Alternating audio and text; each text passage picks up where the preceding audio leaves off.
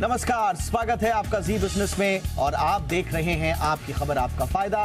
मैं जुड़ा हूं आपके साथ जी बिजनेस के मोतीलाल ओसवाल स्टूडियो से।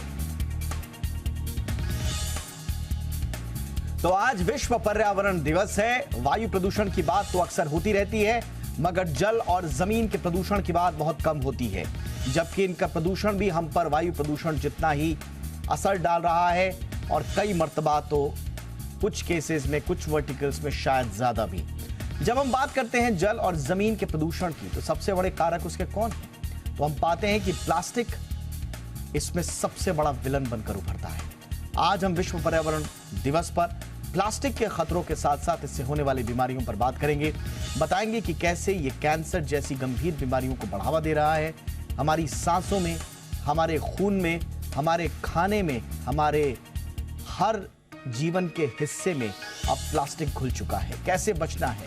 खास मेहमानों के साथ करेंगे चर्चा, विकल्पों के उपाय भी करेंगे, लेकिन सबसे पहले ये रिपोर्ट।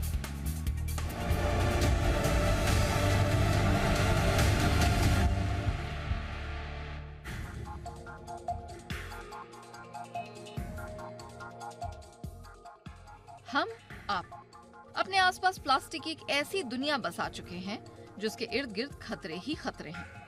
हमारी हेल्थ पर इसका सीधा असर पड़ रहा है। सेहत के साथ साथ पर्यावरण के लिए भी घातक साबित हो रहा है। ये आंकड़े किसी को चौंका सकते हैं, लेकिन सच यही है कि भारत में सालाना 200 करोड़ टन से अधिक प्लास्टिक का इस्तेमाल होता है। इससे भी अधिक चौंकाने वाली बात यह है कि इस्तेमाल की जाने वाली कई प्लास्टिक का केवल 30% ही रिसाइकल हो पाता है। नतीजा ये होता है कि देश में सालाना 35 लाख टन प्लास्टिक कचरे में तब्दील हो जाता है। साल दर साल इसमें करीब 10% की बढ़ोतरी हो रही है। प्लास्टिक के कचरे से निकलने वाली ग्रीन हाउस गैसेस के चलते ग्लोबल वार्मिंग का खतरा बढ़ गया है। मौसम चक्र बिगड़ने से समय पर बारिश नहीं हो रही। वहीं जमीन में प्लास्टिक का कचरा जमा होने से खेत बंजर हो रहे हैं। ये कचरा बारिश के पानी को जमीन के नीचे जाने से रोकता है, जिससे ग्राउंड वाटर लेवल में कमी आती है। वहीं ये कचरा बहते नालों का हिस्सा बनकर उन्हें चोक कर रहा है। सिंगल यूज प्लास्टिक के कचरे का एक हिस्सा जला दिया जाता है, जिससे कार्बन डाइऑक्साइड गैस निकलती है, जो हार्ट और अस्थमा जैसी गंभीर बीमारियों को बढ़ावा देती है। इसके अलावा धूप या ज्यादा तापमान के चलते प्लास्टिक कंटेनर में डाइऑक्सिन नामक केमिकल का रिसाव होता है, जो पानी या खाद्य पदार्थ में घुलकर शरीर में चला जाता है। इससे महिलाओं में ब्रेस्ट कैंसर का खतरा होता है। वहीं लीवर और पेट की आंतों को भी ये नुकसान पहुंचाता है। सिंगल यूज प्लास्टिक के इस्तेमाल की बात करें तो इसमें सबसे अधिक हिस्सेदारी पॉलिथीन बैग्स की है। इसके बाद प्लास्टिक की बोतल, प्लास्टिक पैकेजिंग वाली डिब्बे, ग्रोसरी बैग और फूड पैकेजिंग वाला प्लास्टिक है, जिसमें सबसे अधिक कचरा निकलता है। वैसे भी सरकार ने प्लास्टिक स्टिक वाले ईयरबड्स, गुब्बारों के लिए प्लास्टिक स्टिक, प्लास्टिक के झंडे, plastic candy stick, ice cream stick जैसे प्लास्टिक के उत्पादों पर रोक लगा रखी है। सरकार ने सख्ती तो दिखा दी है, अब हमारी आपकी बारी है कि हम प्लास्टिक से दूरी बनाएं। अगर कोई पॉलिथीन का इस्तेमाल करता है तो उसे भी उसके खतरे के प्रति आगाह करें। सिंगल यूज प्लास्टिक के खिलाफ जंग अगर हम समय रहते नहीं जीते तो आने वाले दिनों में ये प्लास्टिक हमें दीमक की तरह चट कर जाएगा। यानी ये प्लास्टिक प्रलय का रूप ले सकता है। इससे बचना है तो से no to plastic. Bureau report, Zee media. बहुत ही खास मेहमानों का पैनल आज हमारे इस कार्यक्रम में शामिल हुआ है चर्चा के लिए। आइए स्वागत करते हैं आज के मेहमानों का। हमारे साथ जुड़ रहे हैं हितेन भेड़ा जी, जो कि चेयरमैन है पर्यावरण कमेटी AIPMA के। बहुत बहुत स्वागत है सर आपका हमारे शो पर। हमारे साथ हैं सतीश सिन्हा साहब, एसोसिएट डायरेक्टर हैं टॉक्सिक लिंक के। सतीश जी, आपका भी बहुत बहुत स्वागत है। और हमारे साथ हैं डॉक्टर अंशुमान कुमार, जाने माने कैंसर विशेषज्ञ हैं। डॉक्टर अंशुमान, आपका भी बहुत बहुत स्वागत है सर।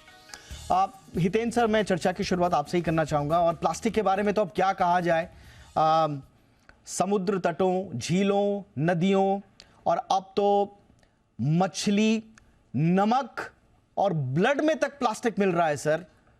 और ये लगातार हो रहा है, हम सबकी आंखों के सामने हो रहा है।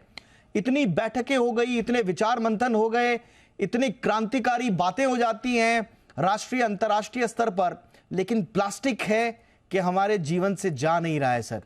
क्या हमारी नीतियां गलत दिशा में जा रही हैं, या ये मर्ज ही ऐसा है कि ये हमसे दो हाथ आगे ही रहता है?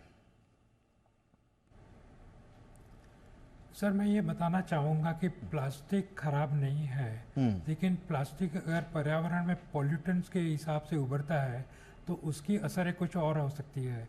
आपने देखा होगा कोविड के टाइम में प्लास्टिक ने कितना अपने लाइफ को सपोर्ट किया है। वैसे ही plastic food safety, health safety के लिए बहुत ही इम्पॉर्टेंट है। उसको अगर हम सही ढंग से यूज़ करें और उससे जो पोस्ट कंजम्पशन का जो कचरा निकलता है उसको सही ढंग से हम लोग प्रॉपरली मैनेज करते हैं तो प्लास्टिक की समस्या नहीं होगी। सर लेकिन हाँ ठीक है, आपने बात पूरी कीजिए आप। 50 साल से ये प्लास्टिक का यूज़ हो रहा है, पैकेजिंग में हो रहा है, मेडिकल डिवाइसेस में हो रहा है, फूड पैकेजिंग में हो रहा है, फार्मास्यूटिकल पैकेजिंग में हो रहा है, बट इसके कोई डायरेक्ट एविडेंस नहीं है। अभी कई नई जो बातें निकल के आती हैं उनका साइंटिफिक बैकग्राउंड भी अभी पूर्ण रूप से ये असर्टेन नहीं हुआ है। तो इसके चलते अगर ये कुछ डैमेजिंग करता होगा तो गवर्नमेंट है, पूरी दुनिया के लोग क्यों इसको इस्तेमाल कर रहे हैं? पूरी दुनिया में ये अलाउड है पानी के लिए। सर इसके साइंटिफिक एविडेंस नहीं है हितेन सर, या हम एविडेंसेस को उतना ज्यादा तवज्जो दे नहीं रहे हैं, उनको लाइटली ले रहे हैं। मेरे सामने कुछ रिपोर्ट्स हैं जो कि हमारे इंडिजिनस हैं, जो बताती हैं कि गंगा की मछलियों में हमने प्लास्टिक पाया है। और ये कोई छोटे मोटे अध्ययन नहीं हैं, अच्छे खासे विश्वविद्यालय, केंद्रीय विश्वविद्यालय, दक्षिण बिहार केंद्रीय विश्वविद्यालय हैं, पटना विश्वविद्यालय है, वहाँ के शोधकर्ताओं ने ये पाया था। इससे पहले एक किलो नमक में 50 से ज़्यादा प्लास्टिक के कण मिलने की बात तमिलनाडु के अध्ययनकर्ताओं ने किया था। इंटरनेशनली भी बहुत, और ये तो मैं आपको लोकल जो हमारी यूनिवर्सिटीज़ हैं उनके अध्ययन बता रहा हूँ। 2012 से यूएन का एक प्लास्टिक ट्रीटी है, उसके बाद से हमारे सामने लगातार रिपोर्ट्स आ रही हैं। तो हम इन रिपोर्ट्स को क्या लाइटली ले रहे हैं? सर इसमें ऐसा है कि अगर आप कुछ चीज़ ढूंढ रहे हैं तो वो आपको मिलेगी। अगर आपने मछली में हैवी मेटल्स ढूंढना होता, अपने एंटीबायोटिक्स के एविडेंस ढूंढे होते, अगर आपने और कोई प्रदूषण की चीज़ें हैं वो ढूंढे होते तो वो भी मिलते हैं। तो कुछ भी एक पर्टिकुलर मटेरियल को एट्रीब्यूट कर देना सब वो ठीक नहीं रहेगा। इसके लिए हमें काफ़ी सारा साइंटिफिक अध्ययन करना पड़ेगा, उसको कंपैरिजन करना पड़ेगा, उसकी इफ़ेक्ट को देना पड़ेगा। कोई भी चीज़ हम उसका एविडेंस प्रेजेंस है उसके लिए वो खराब है ऐसा बोलने के लिए आज की स्थिति में हम लोग सक्षम नहीं हैं। नहीं सर, मेरा अगेन वही, मैं और कुछ नहीं, मैं यूनाइटेड नेशंस एनवायरनमेंट असेंबली यूएनईए के आपको रेजोल्यूशंस बताता हूं। और यूएनईए की मीटिंग नंबर 1 में रेजोल्यूशन नंबर 1/6 उसमें साफ है marine plastic debris and microplastics. अब ये इतना बड़ा रेजोल्यूशन कर लिया यूएनईए ने, तो ये बिना आधार पे तो किया नहीं होगा सर, साइंटिफिक आधार पे। यूएनईए की मीटिंग नंबर 2 रेजोल्यूशन नंबर 2/11 इसमें marine plastic litre and microplastics है। इसमें साफ कहा जा रहा है। और ऐसे ऐसे सर मैं आपको 1 2 3 4 5 6 यूएनईए रेजोल्यूशन है हमारे पास, जिसमें बाकायदा पूरे अंतर्राष्ट्रीय स्तर पर हो गई स्टडीज का हवाला दिया गया। और उसके बाद यूएनईए का रेजोल्यूशन 5/14 उसमें मैंडेट है कि एक इंटरनेशनल लीगली बाइंडिंग इंस्ट्रूमेंट बनाया जाए टू एंड प्लास्टिक। तो ये सारे इंटरनेशनल लेवल पे जो स्टडीज हो रही हैं सर, ये बिना किसी एविडेंस के तो नहीं हो रही होंगी। नहीं, मेरा ये बोलना नहीं है, बट ये आपको वो समझना पड़ेगा कि ये जो एविडेंस निकल के उभर रहे हैं उसके क्या कारण हैं। क्योंकि अगर जो मरीन लीटर पाया गया है उसको कहाँ पे कंट्रोल नहीं किया गया, कहाँ पे मटेरियल लीटर्ड हो गया, तो eventually it will find its way into the oceans.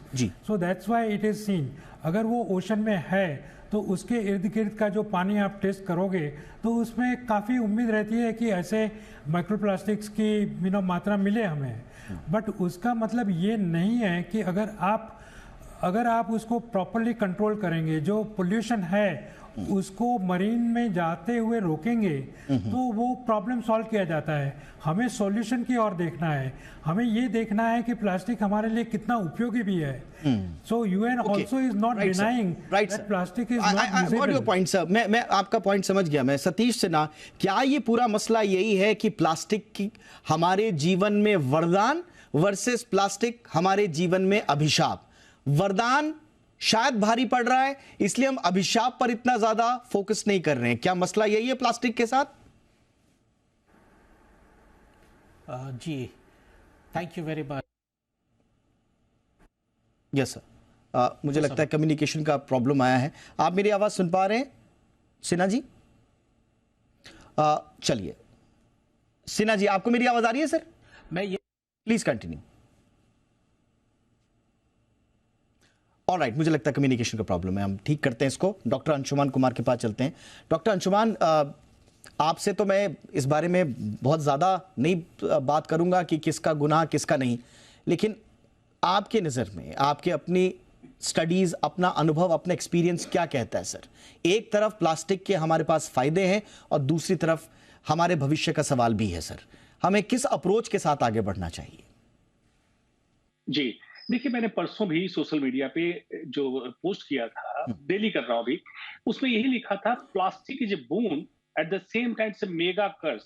मतलब वरदान है लेकिन उससे महाअभिशाप है। अभिशाप नहीं, वरदान के बराबर अभिशाप होता, मैंने कहा महाअभिशाप। उसका कारण समझिए। वरदान, मेहता साहब ने आपको बताया कि सब लोग जानते हैं प्लास्टिक इस्तेमाल हुआ तो यही हंगामा हुआ कि न सड़ेगा, न गलेगा, न डूबेगा, न तैरेगा, तो प्लास्टिक इस्तेमाल करें हर जगह। आपने कर लिया। अब क्या हुआ, दो फॉर्म के प्लास्टिक आपके जो उपलब्ध हैं, क्या हेल्थ हजार्ड कर रहा है? हार्ड प्लास्टिक जो हमें दिखता है और माइक्रो प्लास्टिक जिसके माइक्रो फाइबर्स हर जगह मौजूद हैं।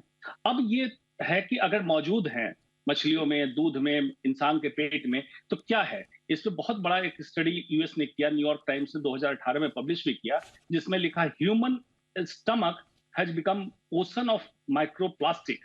इंसान का पेट समुद्र हो चुका है माइक्रोप्लास्टिक का। अल्टीमेटली क्या करता है माइक्रोप्लास्टिक? ये क्यों ढूंढा गया? जब ऐसे लोग आ रहे थे, पेट में दर्द होता है, इंडाइजेशन की प्रॉब्लम है, एब्जॉर्प्शन नहीं होता, मैल एब्जॉर्प्शन, खाना खाते हैं लेकिन शरीर पे नहीं लग रहा है, तो देखा गया माइक्रोफाइबर प्लास्टिक के इंटेस्टाइन को कोट कर दिया, इंसुलेट कर दिया है। तो चलो इसको पकड़ा गया। पकड़ने के बाद ये माइक्रोप्लास्टिक चला गया ब्लड में सर्कुलेट हो रहा था और उससे केमिकल लीच कर रहा है, जो हार्ड प्लास्टिक में लीच कर रहा है, पानी में, मिट्टी में, अंडर वाटर। गाय जब खा जाती है, मछली जब खा जाती है, उसके फ्लैश में भी ये पाया गया। दो main chemical, BSA bisphenol A और थैलेट्स। थैलेट्स में P साइलेंट, PTHA LATES। दोनों तीन मेजर समस्या इंसान में कर रही। एक, महिलाओं में हाइपोथायराइडिज्म, थायराइड की कमी, जिसके कारण आज सारी महिलाएं थायराइड की गोली खा रही है। पुरुषों में बांझपन, स्पर्म काउंट कम हो गया, जिसके कारण आप देख रहे हैं इनफर्टिलिटी सेंटर बढ़ रहे हैं, IVF सेंटर। और लंबे समय के इस्तेमाल के बाद कैंसर, खास करके महिलाओं में स्तन का कैंसर और बच्चेदानी का कैंसर। पुरुषों में प्रोस्टेट का कैंसर, कोलन का कैंसर। हो क्या रहा है? प्लास्टिक जो सर्कुलेटिंग BSA है, थैलेट्स है, ईस्ट्रोजन हार्मोन के लाइक मिमिक करता है। हार्मोन नहीं होता है लेकिन बॉडी को चैलेंज देता है इनडायरेक्टली थ्रू हार्मोनल लिंक। और दूसरा लिंक है इसका, ऑक्सीडेटिव रेडिकल डैमेज करता है, जो DNA को बार बार डैमेज करता है। और न सिर्फ एडल्ट इंसान, पेट में, गर्भ में पल रहे बच्चे तक ये केमिकल पहुंचता है। बच्चों में फर्स्ट हिट वहां देता है, फिर बच्चा जब पैदा होता है तो यंग एज में बच्चे को अलग अलग डिफॉर्मिटीज और कैंसर जैसी समस्या आती है। तो ये पूरी तरह इंसान को और पूरे एटमॉस्फेयर, पर्यावरण को घेर लिया है, इंसुलेटेड है। इसका डेफिनेटिव डॉक्यूमेंटेड हेल्थ हजार्ड है, इसमें कोई दो मत। एब्सोल्युटली। और सिर्फ हेल्थ नहीं, देखिए इसमें तो जो एविडेंसेस आए हैं, जो बड़ी पाथ ब्रेकिंग स्टडीज आई हैं, उसमें तो ये दुनिया भर की डिजीजेस को बढ़ा के उन लोगों को जो ज्यादा वनरेबल हैं, जो ज्यादा संवेदनशील सेक्शन के लोग हैं, उनको कर रहा है। तो ये एक डीप सोसाइटल इनजस्टिस के लिए भी जिम्मेदार है। तो ये भी थोड़ा समझना होगा। लेकिन सिन्हा सर हमारे साथ जुड़ चुके हैं। सर, आप कुछ ऐड करना चाहेंगे? जी, मैं ये कहना चाहता हूँ कि प्लास्टिक को समझने की बहुत ज़रूरत है। ये कह देना कि सिर्फ ये वेस्ट की एक प्रॉब्लम है और अगर हम वेस्ट को मैनेज कर लें तो हम सारी चीज़ को मैनेज कर लेंगे। सबसे पहली बात तो ये है कि प्लास्टिक का जो आप प्रोडक्शन सिस्टम देखेंगे तो ये पेट्रोलियम बेसिस का है और वहाँ से इसमें इतने सारे केमिकल्स ऐड किए जाते हैं और सारे केमिकल्स जो अभी हैं करीब 10,000 केमिकल्स ऐड होती है प्लास्टिक के मैन्युफैक्चरिंग में।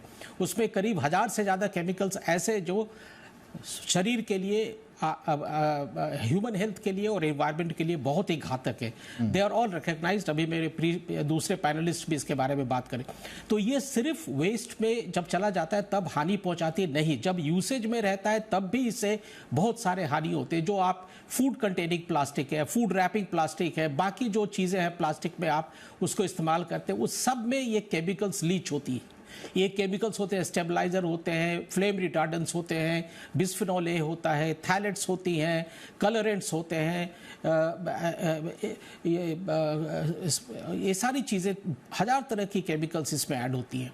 और दूसरा जो इसका सबसे बड़ा प्रॉब्लम है कि ये जब ये सालों तक ये पृथ्वी पर ऐसे ही रहता है, ये डिके नहीं होता है, बायोडिग्रेड नहीं होता है, तो इसकी लाइफ करीब 500,000 साल तक रहता है और ये पृथ्वी पर बना रहता है और ये finally it goes up into the oceans. इसका जो लास्ट ये है बेस है वो ओशन में चला जाता है।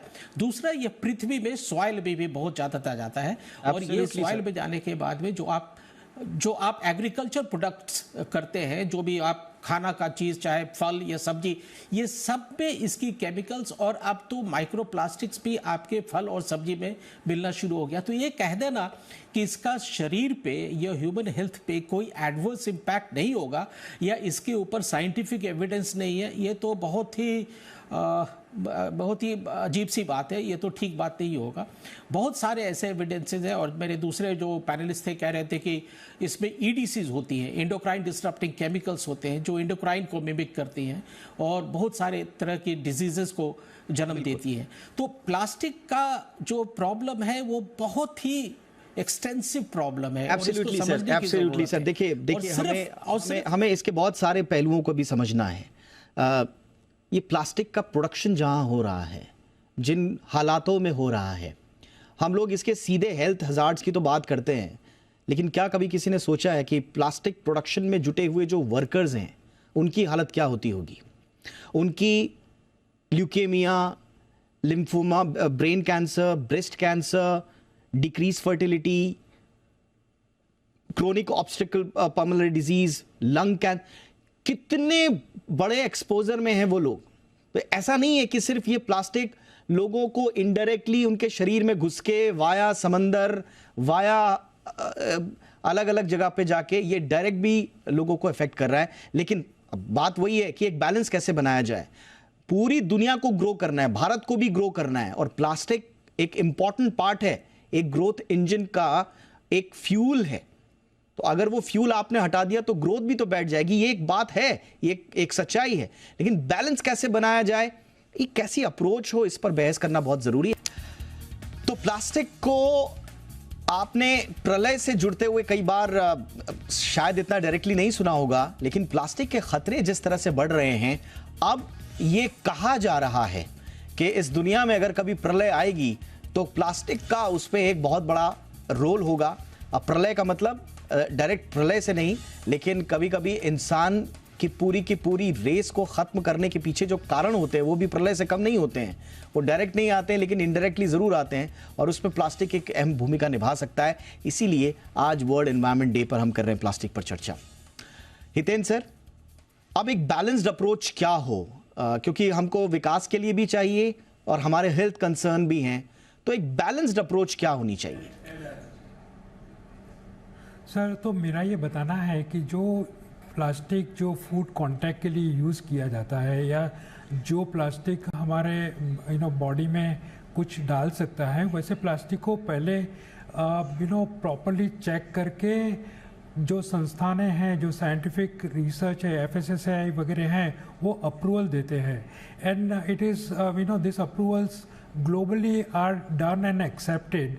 उसके बाद में ही वो प्लास्टिक को फूड एप्लीकेशन के लिए यूज़ किया जाता है। तो हमेशा ये जो इंस्टीट्यूशन है वो अवेयर रहती हैं नए नए डेवलपमेंट से और वो टाइम टू टाइम उसमें बदलाव करती रहती हैं कि अभी आपको ये करना है। That is first thing. Second thing is, अगर आप इंडिया की बात करें तो almost 50% of the plastic is manufactured by public sector units. Sir अगर ऐसा कुछ होता तो क्यों गवर्नमेंट अलाउ करती उसका प्रोडक्शन, क्यों गवर्नमेंट अलाउ करती उसका यूज फूड एप्लीकेशंस में? दैट इज सर आप ये कह रहे हैं कि सिंगल यूज प्लास्टिक भी सरकार बना रही है सर? नहीं, मैं नहीं ये कह रहा हूँ, मैं कह रहा हूँ जो कि रॉ मटेरियल जो है उसका उत्पादन जो हो रहा है उसमें करीबन 50% पब्लिक सेक्टर यूनिट से हो रहा है, और ये जो मटेरियल्स हैं उसको अच्छी तरीके से रिसर्च किया जाता है, उसकी सेफ्टी देखी जाती है, उसके बाद में ही उसको अलाउड किया जा सकता है, किया जाता है। But sir single use plastic तो बैन है ना सर, गवर्नमेंट के लेवल पे ही तो सामने आके गवर्नमेंट ने पूरे कैंप की मैं बात नहीं करता हूँ। हाँ सर सिंगल यूज की बात नहीं करता हूँ, we are now beyond single use plastic. जो प्लास्टिक पैकेजिंग है जो फूड के कांटेक्ट में आने वाली है उसको बनाने के लिए गवर्नमेंट जो रॉ मटेरियल अलाउ करती है उसकी जांच पड़ताल के बाद ही अलाउड होता है। So this is the first thing. Second thing is जैसे आपने एक बताया कि शायद कन्वर्जन के टाइम में कुछ जो कारीगर हैं जो हमारे साथ मजदूर हैं वो जो फैक्ट्री में काम करते हैं वो बहुत बड़ा रिस्क लेते हैं। तो सर ये कहना ऐसा है कि अगर हम लोग सांस भी लेते हैं तो हवा में, मुंबई दिल्ली जैसे सिटी में हवा में काफ़ी प्रदूषण है। तो this is circumstantial projection of some fear, लेकिन उसका कोई एविडेंस है नहीं ऐसा आज के दिन में। देखिए सर, अब आप एविडेंस देखिए, अब हर चीज का एविडेंस अगर अब देखिए इस प्लास्टिक से सर सबसे ज्यादा वल्नरेबल कौन है? मैं बार बार क्यों कह रहा हूं ये? क्या आपने कभी किसी अमीर आदमी को किसी सिंगल यूज प्लास्टिक पन्नी में चाय ले जाते हुए देखा है सर? कभी नहीं देखा होगा। क्या किसी अमीर आदमी को आपने वो डिस्पोजेबल जो सस्ती और घटिया क्वालिटी के कप्स होते हैं उनमें चाय पीते हुए देखा है सर? कभी नहीं देखा होगा। क्या आपने किसी अमीर आदमी को सब्जियों या खाने पीने के सामान को प्लास्टिक से रैप किया हुआ देखा है सर? नहीं देखा होगा। इनके पास तो चीनी मिट्टी के कप है सर। इन अमीरों के पास तो विदेशों से आने वाली क्रॉकरीज है सर। इनके लिए नहीं है सर ये खतरा। सर ये खतरा है मजदूरों के लिए सर। ये खतरा है सड़क पर, रेहड़ी पटरी पर जो खाना खाते हैं उन लोगों के लिए सर। हमें सोचना होगा सर, हमें हर चीज में एविडेंस ढूंढना है सर। हमें हर चीज में अगर एविडेंस ढूंढना होगा सर तो फिर मानते हैं कि इस इशू को एड्रेस करने का मतलब ही नहीं सोचना होगा। हाँ। या हमें सॉल्यूशन बनाने होंगे। लेकिन मैं आपको ये भी बताना चाहूँगा कि आप अगर जापान में जाएंगे तो food items are 100% wrapped in 1, 2, 3 layers of plastics, और वो पूरी उनकी सोसाइटी खाती है। और वहाँ जापान में जाएंगे तो लाइफ स्पैन इंडिया से भी काफ़ी बड़ा है। तो ऐसे मान लेना और ऐसे उनके यहाँ पूरा इकोसिस्टम है सर। प्लास्टिक को रिसाइकिल करने का पूरा इकोसिस्टम है सर, पूरा इकोसिस्टम। हिंदुस्तान में वो नहीं है, इसीलिए इंडस्ट्री को आगे। डॉक्टर अंशुमन कुछ कहना चाह रहे हैं? ऑलराइट सर, डॉक्टर अंशुमन कुछ कहना चाह रहे हैं? जी डोभाल साहब, ऐसा है, Japan US food grade plastic का स्टिकर लगा के देता है। आपके पास जितने भी ऐप बेस्ड फूड ऑर्डर कर रहे हैं जिसमें गर्म खाना आता है, जब पलट के देखिए कि कितने पे फूड ग्रेड प्लास्टिक का स्टैंप लगा हुआ है। नंबर 1। नंबर 2, जापान में जो blue zone of the world है जिसमें 100 साल से ऊपर के अधिक लोग जीवित हैं, ओकिनावा जो विलेज है वहां पे है। ओकिनावा में प्लास्टिक नहीं इस्तेमाल होता है, लोग ट्रेडिशनल इस्तेमाल कर रहे हैं। टोक्यो में प्लास्टिक इस्तेमाल होता है, फूड ग्रेड प्लास्टिक की स्टैंप लगी हुई है। हिंदुस्तान में जहां तक बात है कि सरकार क्यों अलाउ कर रही, पब्लिक सेक्टर में प्लास्टिक बन रहे हैं, तो सरकार तो तंबाकू भी अलाउ करके रखा हुआ है। फॉर दैट मैटर हिंदुस्तान में कुछ भी हो रहा है सरकार के अप्रूवल के बाद ही होता है, बिना अप्रूवल के नहीं होता है।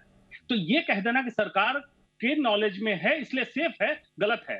उसका साइंटिफिक लेबोरेटरी एविडेंस है। क्या तकलीफ होती है, पैरेलल हमारा दूसरा कंट्री क्या कर रहा है, स्वीडन ने क्या किया प्लास्टिक के ऊपर, हमारे पास एविडेंस है। अगर हम नहीं करना चाहे, इसके पीछे वजह है। किसी से बात कीजिए तो कहता है सर विकल्प क्या है? क्या 50 साल पहले हमारे पास प्लास्टिक था, विकल्प था? आपको फेज आउट करना होगा, फेज आउट करना होगा और अप्रोच पॉजिटिव रखनी होगी। Yes sir. डॉक्टर सिन्हा कुछ ऐड करना चाहें? अनफॉर्चुनेटली मेरे पास समय की कमी है सर। डॉक्टर जी अतीश सिन्हा। मैं सबसे पहले ये कहना चाहता हूँ कि ज़रूरी नहीं है कि सरकार के पास सारे मापदंड हैं अभी प्लास्टिक के लिए। हम लोग इस पे बहुत रिसर्च करते हैं। मैं आपको एक छोटा सा एग्जांपल देता हूँ। ये जो फीडिंग बॉटल्स होते हैं बच्चों के लिए, इस पे हमने पाया बिस्फेनॉल ए तो ये कह देना कि सबके मापदंड है और कोई फूड ग्रेड प्लास्टिक में सब सेफ है, ये बहुत ही अनावश्यक होगा। दूसरी बात मैं ये कहना चाहता हूँ सोल्यूशन की तरह से, जो केमिकल्स यूज होते हैं प्लास्टिक में एज एडिटिव्स, उसके ऊपर ध्यान देना पड़ेगा, उसमें हमें कमी लानी पड़ेगी। Only safer chemicals can be used for plastic manufacturing, और इसका डिस्क्लोजर होना बहुत जरूरी है। ये लेबलिंग में आनी चाहिए कि किस तरह की केमिकल्स किस प्लास्टिक में है। दूसरा, रिसाइकल प्लास्टिक का जो इस्तेमाल है उस पे काफी सोच विचार करके उसके मापदंड और स्टैंडर्ड फिक्स करनी पड़ेगी। बिल्कुल सर। हमारे यहाँ जितनी प्लास्टिक रिसाइकलिंग होती है वो सब रिसाइकिल नहीं होता, वो डाउन साइकिल होता है। एब्सोल्युटली, एक कदम नीचे चला जाता है और उसकी स्टैंडर्ड बहुत 500 अरब प्लास्टिक बैग हम लोग इस्तेमाल कर रहे हैं, सिर्फ प्लास्टिक की बात मैं कर रहा हूं सर, और 5 बार आप धरती को लपेट लेंगे ना, इतना प्लास्टिक है ये इसका एक कण भी, इसका छोटा सा कण भी आप सोचिए इंसान के अगर शरीर में प्रत्यक्ष परोक्ष किस भी रूप में जा रहा है, इसके क्या खतरे हैं यह आसानी से समझा जा सकता है। लेकिन हां, एक बैलेंस्ड अप्रोच की आवश्यकता तो है। एक शो में तो हम इस बड़े मुद्दे का समाधान निकालने की कोशिश नहीं कर सकते, इसलिए इस पर चर्चाएं इस तरह की जरूरी हैं। बहुत बहुत शुक्रिया आप तीनों का, आपने वक्त निकाला। हितेन बेड़ा sir, thank you so much sir वक्त निकालने के लिए। सतीश सिन्हा सर, बहुत बहुत शुक्रिया सर।